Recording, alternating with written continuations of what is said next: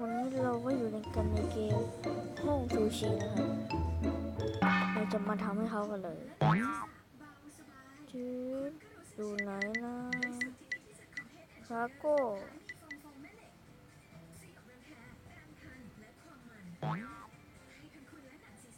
มาเดี๋ยวผมขอปลดล็อกก่อนนะ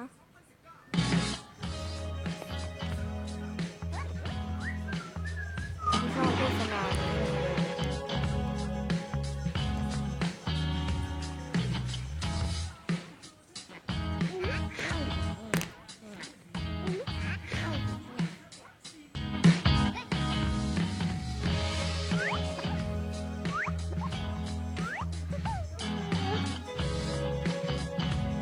ก็ขอให้ทุกคนนะครับ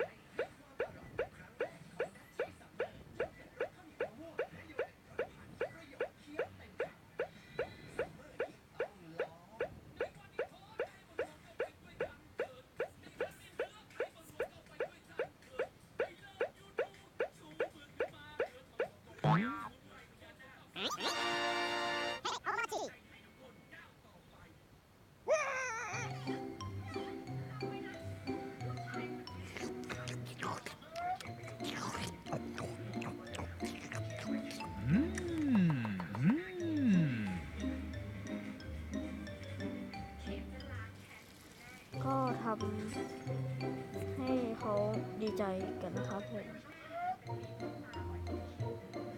ขอให้ทุกคนมีความสุขกับคลิปนี้นะครับขอตัวลาไปก่อนนะครับ